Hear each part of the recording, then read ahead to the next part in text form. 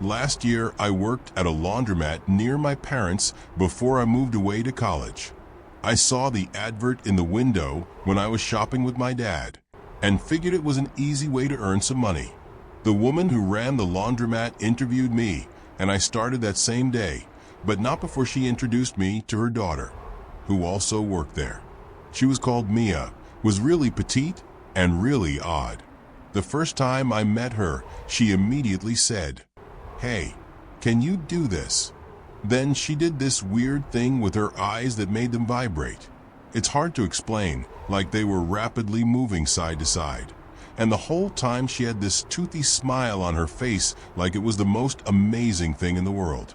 Mia must have only been a year or two younger than me, so still in her teens, but her behavior seemed really juvenile and kind of try-hard. Anyway, I just figured she was trying to break the ice in her own way, so just kind of rolled with it. I got through the rest of the day with just small talk and didn't think too much of it. I was barely a week into the job when I first caught her hiding inside one of the machines.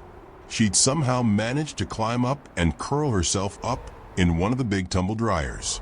I wouldn't have even noticed had I not walked past and heard her giggling inside the drum, scaring the shit out of me. "What are you doing?" I asked, annoyed she was dicking around whilst I was working my ass off. Her large eyes watched me in the darkness, her legs pressed up against her flat chest. "I'm just cleaning it."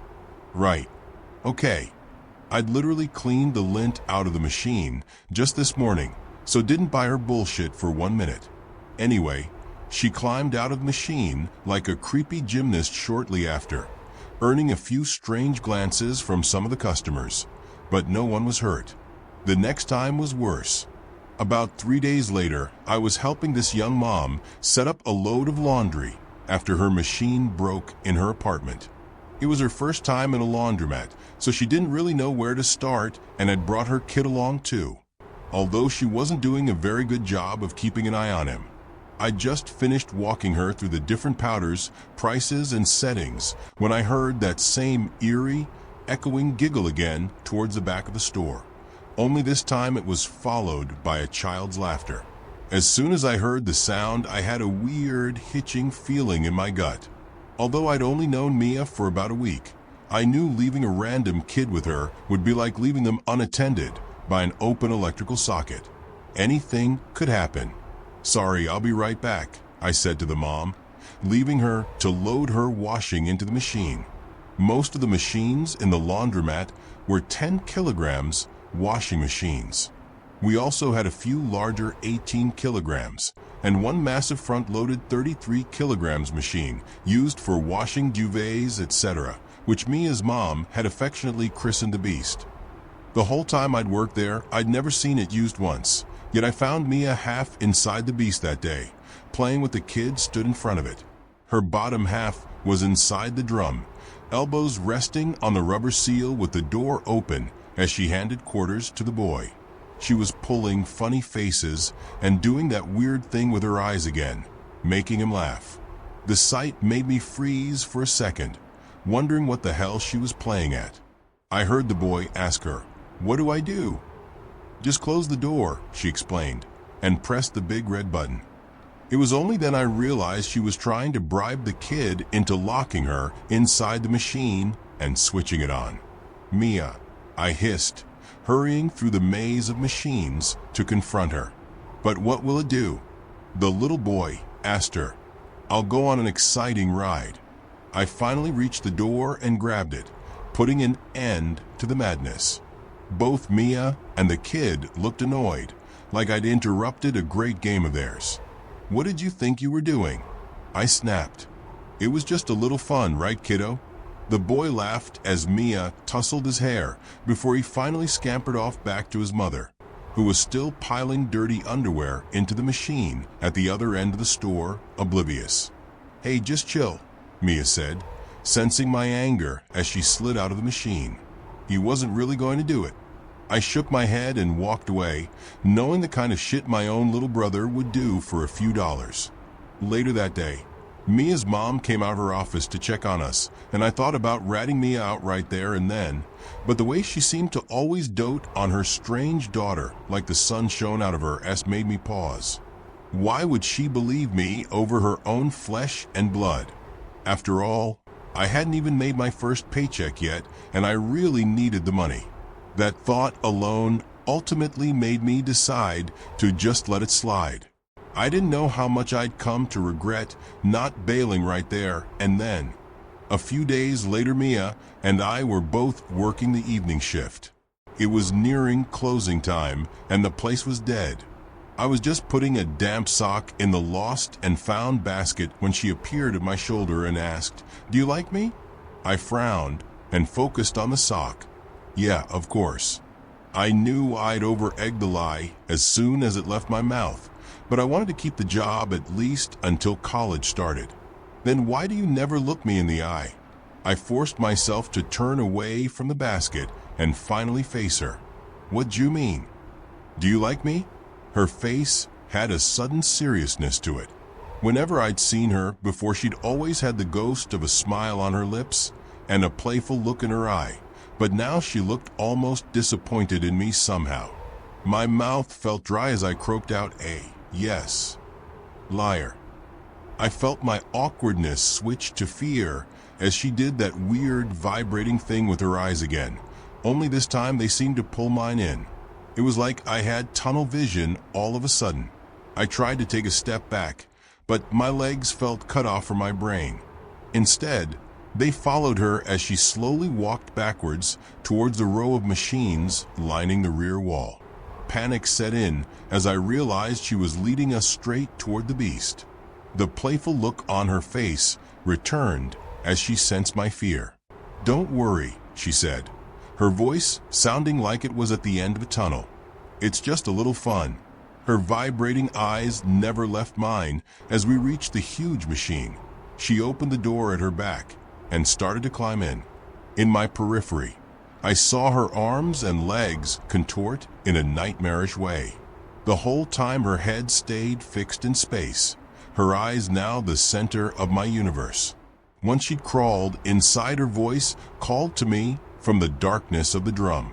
"Close the door and switch it on. Wash cycle, max spin." I felt powerless to obey.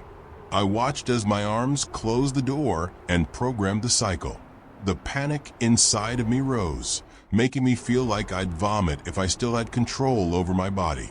As my finger hovered over the start switch, I held onto one last sliver of hope. The cycle wouldn't start without money, and I was fresh out of quarters.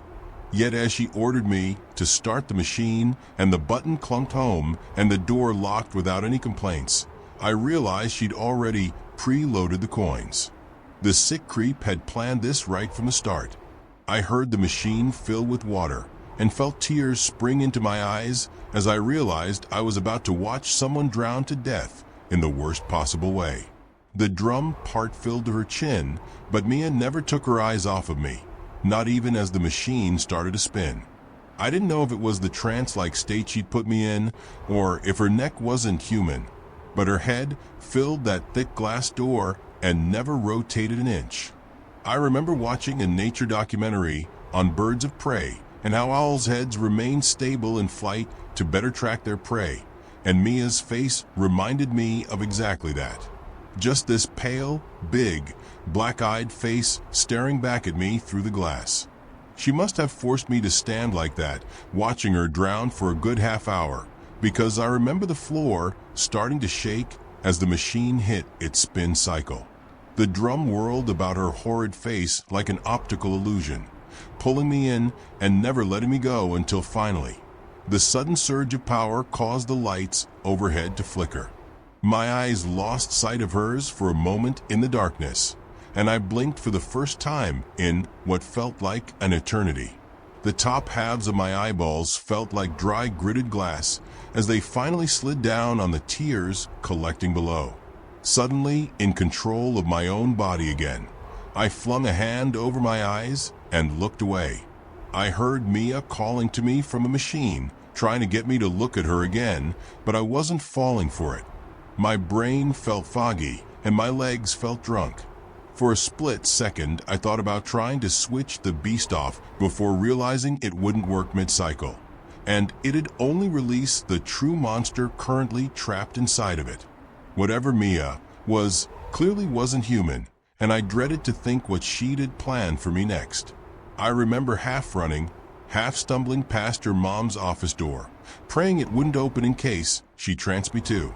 Thankfully, I managed to stifle my sobs, and it stayed shut, leaving me to slip out the laundromat door into the night. I never went back again.